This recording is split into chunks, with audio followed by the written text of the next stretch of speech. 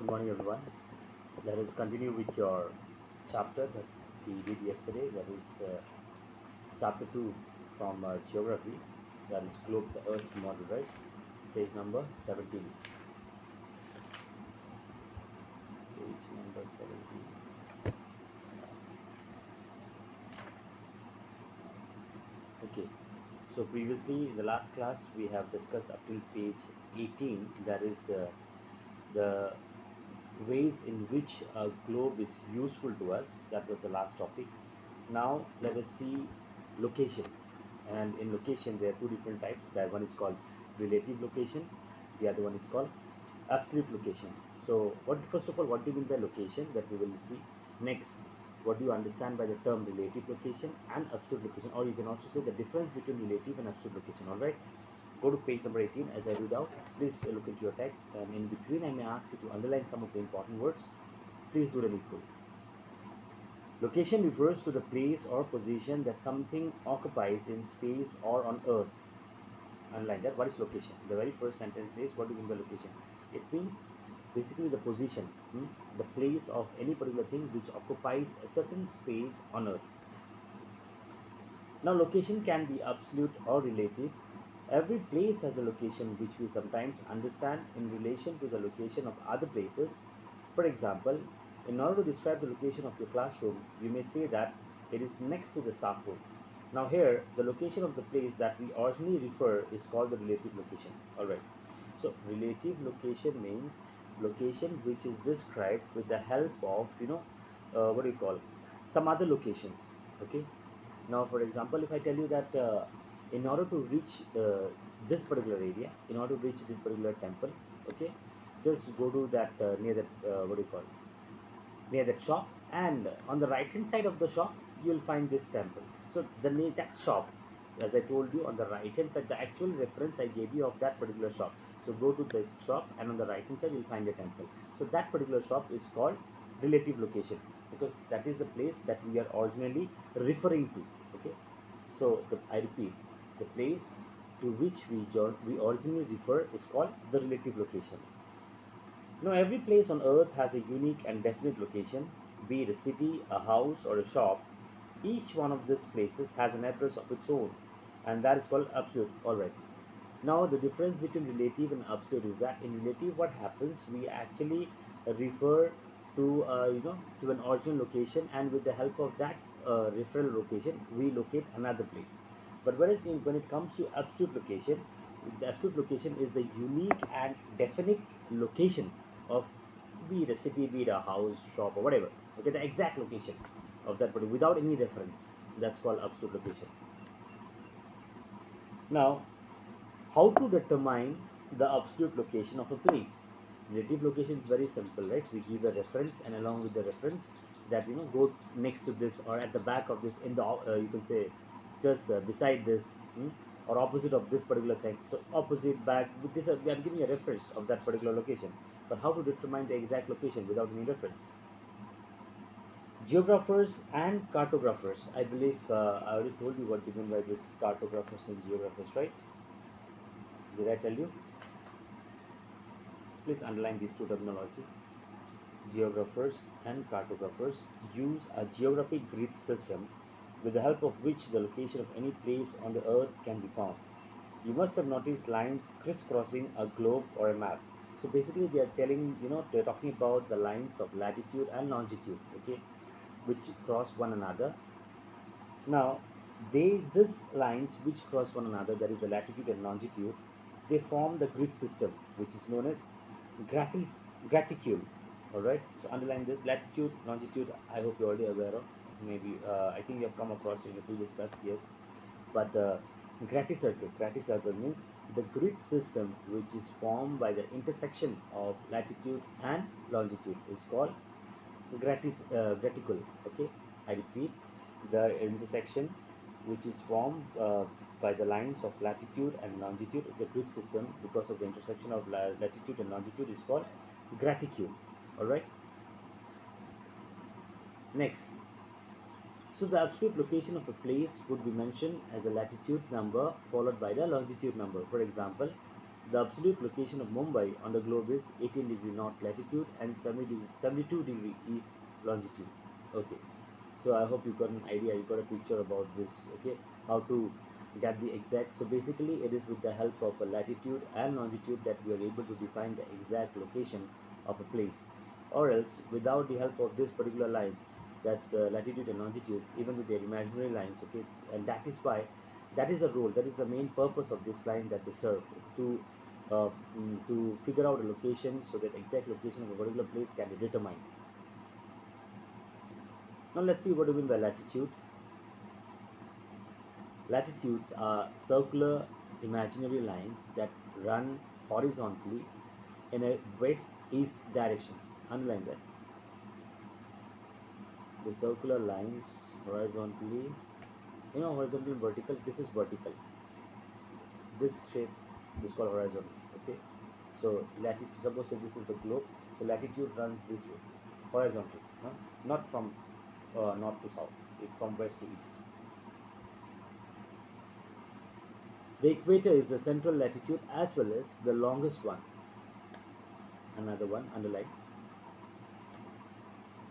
You may get question in terms of this objective or MCQs, multiple choice questions. That which is the central latitude or the longest latitude.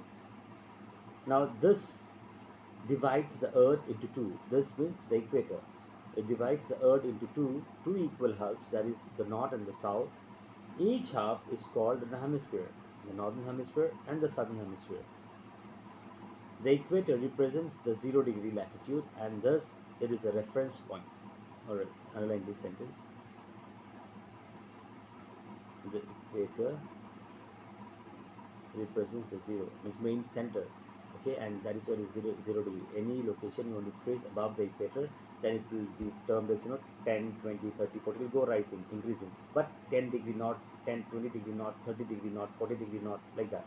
And if it goes down, then you have to place it 10 degree south, 20 degree south, 30 degree south, 40 degree south. That is the center, equator. Very much, yeah. The equator represents the 0 degree latitude and thus is a reference point. All the latitudes are measured as angles from the center of the earth, north or south of the equator, as I told you. Hmm? The latitudes are measured as angles 10 degree north, 20 degree north, 10 degree south, 20 degree south latitude, right? As north or south because equator is half. From there it goes. Next we have parallels of latitude. Latitude are also termed as parallels of latitude as because they run parallel to one another. Okay, underline that. The great circle is the equator.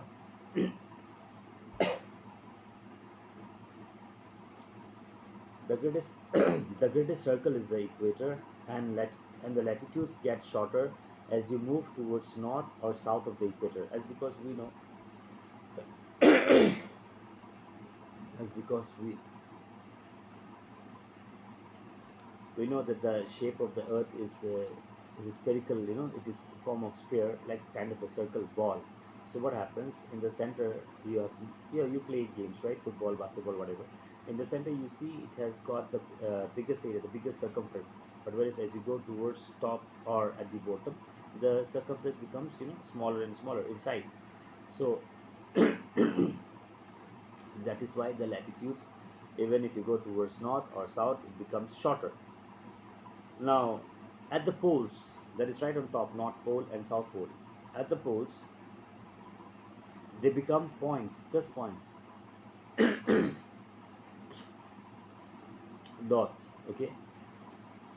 The latitude to the north of the equator are denoted by the letter N, 10 degree north, 20 degree north, N, while the to the south of the equator are denoted by the letter S. Example is given. Latitude for Cairo is what do you call it? 29 degree north, and the latitude for Cape Town is 33 degrees south. Okay, this is an example. I hope you got the term. What do you mean by latitude? What is the purpose of it, right? What is equator or great circle, and also why latitude? What do you mean by parallels of latitude? Correct? It's very easy if you understand. Next, we have some of the important latitudes.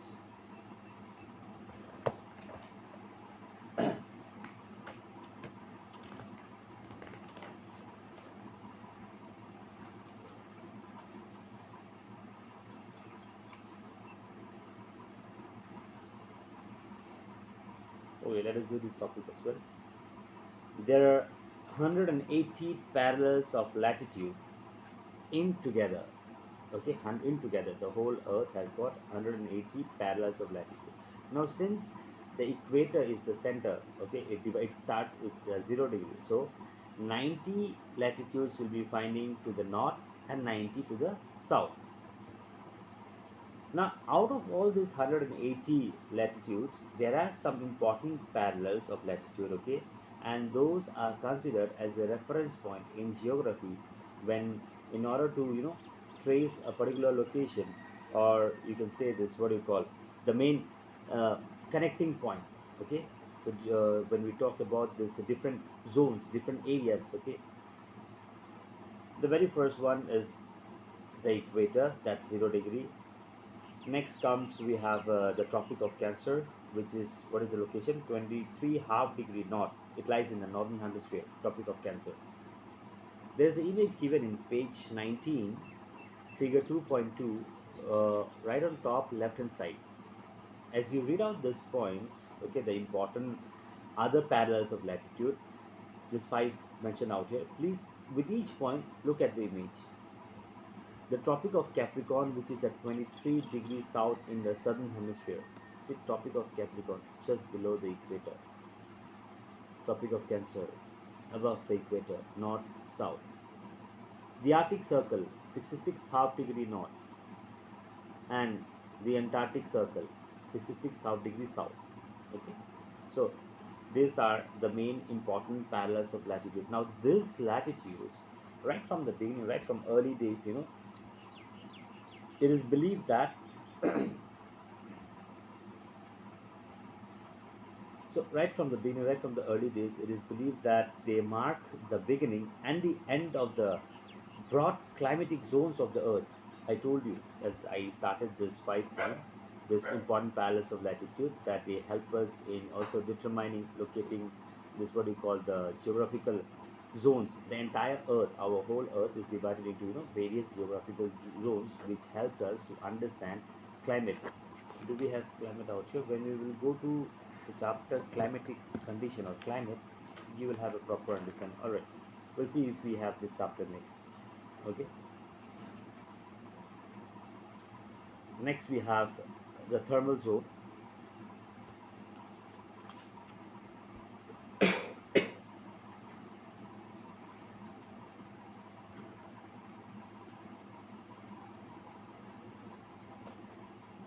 Let us discuss the thermal zone as well.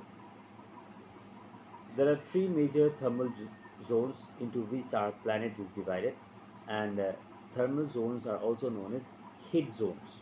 Underline that. So let us see those three major heat zones or thermal zones. The first one, that is the torrid zone, and that this is the area which is between the two tropics, the Tropic of Cancer in the north and the Tropic of Capricorn in the south. Go to figure 2.2 right on top. You see the portion Tropic of Cancer and Tropic of Capricorn. In between these two area, okay, in between these two, there are two lines drawn. If you see, so in between these two lines, that particular area is called torrid zone. Now, why it is called torrid zone? Let's see. The sun's ray fall vertically in this zone, so it receives the maximum heat. It is regarded as the hottest part of the earth. This area is also called the tropics. Alright. Now reason torrid zone or tropics is because the sun rays directly vertically falls on this particular area, this particular portion. So this portion, this area, okay, is considered as the hottest part of the earth. And that is the reason that this area is called the torrid zone, or it is also called tropics. The whole paragraph is important, okay, torrid zone. Next, we have the temperate zone. The temperate zone is the area between the Tropic of Cancer and the Arctic Circle. Let us see now Tropic of Cancer. Okay, Tropic of Cancer, figure 2.2, which is in the northern part, okay, above the equator, and the Arctic Circle, both, both above the equator, right? Okay, now let's see. The temperate zone is the area between Tropic of Cancer and the Arctic Circle in the north, and also the area which is between the Tropic of Capricorn and the Antarctic Circle in the south. Okay, so as well as the area between this Tropic of Capricorn and Antarctic Circle plus the area between Tropic of Cancer and Arctic Circle, that is termed as what? The temperate zone. Why? Why this area is called temperate zone? Reason? Let's see. As because the sun is never overhead. Not mean, it means to say in simple term that means the sun rays directly does not follow it overhead, not in a straight away. Its rays are slanting. This is straight, slanting. Hmm. Its rays are slanting, so enough heat does not reach this area, and therefore this zone experiences modern range of temperature. Modern, moderate, which is neither too cold nor too hot, suitable, quite suitable, and as a result, temperate zone. This area is a moderate, okay, because as the temperature is moderate, so temperate zone. Next, we have the frigid zone. The frigid zone lies between the Arctic Circle and the North Pole and the Antarctic Circle and the South Pole. Alright, let's see first of all, where is the Arctic Circle? Arctic Circle and the North Pole, right on top, that small area. And also the, the Antarctic Circle and the South Pole at the bottom, okay? The smaller portion, smaller area. That's called the frigid zone. Why? Let's see. These regions are permanently frozen because they receive extreme slanting rays of the sun. Extreme slanting. If I say slant a bit, this extreme slanting means you can say the sun rays, the heat does not reach properly this particular area. As a result, these areas are completely frozen. Ice. This zone is regarded as the coldest on Earth, and since the sun hardly rises above the horizon, it has 6 months of daylight and 6 months of night. Something unique. Hmm? Just imagine yourself living in this area. What? Frigid zone. 6 months of daylight and 6 months of night. Imagine. It's very interesting. So I hope you understood this, what you call frigid zone, temperate zone, and torrid zone. These are actually the thermal zones. Thermal zones means the areas where this, what you call heat, okay, the heat zones. Alright, we will end the class here for the day. That is up till page number 19, just above the topic longitude, and the remaining we shall discuss in the next class. And for your information, exercise or the assignments, the homeworks which I give, if I give you the assignment, that does not mean that the exercise is not included. I never said that. Or if I ask you to do the assignment, exercise, that does not mean that you won't get textual questions. Okay, which class? Class 6. The whole book. I hope I'm clear. Okay, be it exercise, be it between the text, each and everything, because this is the issues with the children. I don't know, you have been used to with only exercise questions. You will read those texts, but the teachers will just read out, explain. You will do some 4 5 question answers, 2 3 fill in the blanks, enough. And by the time you reach your higher classes, when you get a textual question, finish. Your pen does not move in the examination hall. 3 hours your pen is glued in one place. Everything. I hope I'm clear. Everything means everything.